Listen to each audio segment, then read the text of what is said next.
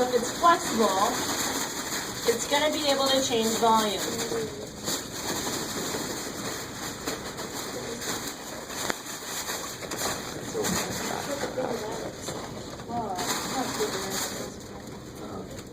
Where's that?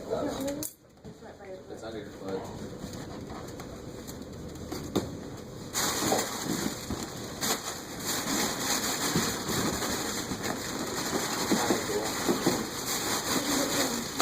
Okay, so this is probably the best Charles's Law example I can give you.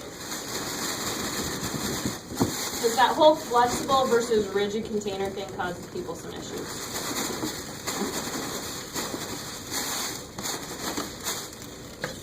With some of our balloons, you can tell have kind of been a little beat up over the last couple days.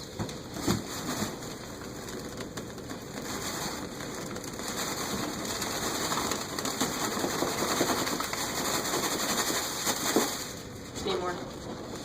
The other one. There's a blue one. Put one of these like right in this hot thing of water. If you put what? Then you might get a hot thing. Well, hang on. Can you guys grab me that balloon one that's underneath there? Right there. It's like a laundering for your team. And then we'll take that white one too. We've had 14 in here, but my balloon supply is kind of dwindling. Are you sure? Okay, so we'll get this guy down. Just get some liquid nitrogen on him. Okay, so since the container is flexible, the volume can change. So the pressure is not going to change here, but the volume will because the temperature is changing. So then,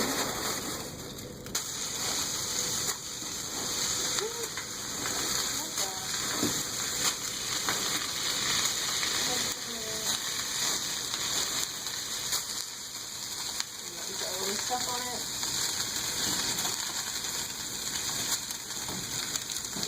I think that's all of them. Can't see. They look like cake.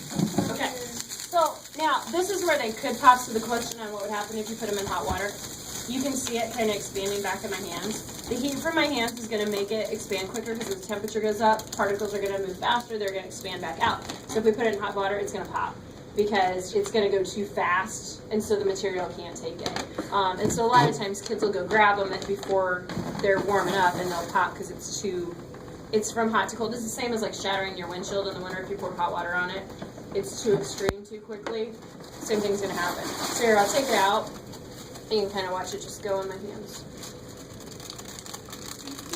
All right, so as the temperature goes up, this is a flexible container, so the volume can go back up with it. So like I said, this is the best example of Charles's Law I could give you.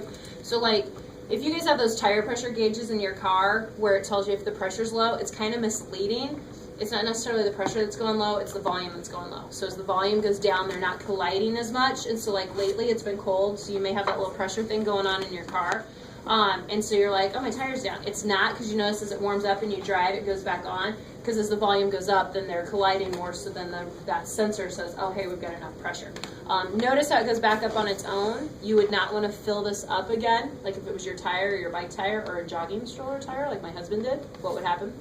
It would pop. It'd pop. So we blew the entire tire off our jogging stroller, blew it off the rim because it was cold, and he filled it up, and then as it heated up, it went and like sounded like a shotgun going off. So this is why it's good to know what's going on. So Charles's Law, this is a flexible container. A flask would not have done this. So if we put something rigid in here, it wouldn't have done it. All right, so that's when it's Gay-Lussac's Law, is if it's rigid. Okay, so there you go. So there was a good example of Charles's Law. Also, if you've never seen this stuff roll, I'm not going to waste all of it because we still need a little, but I'll let it roll. This is how you can clean up. Notice everything going that way? Whoa. And so it takes all the dirt with it, so then all the dirt goes to the corner of my room. So like if you work in a shop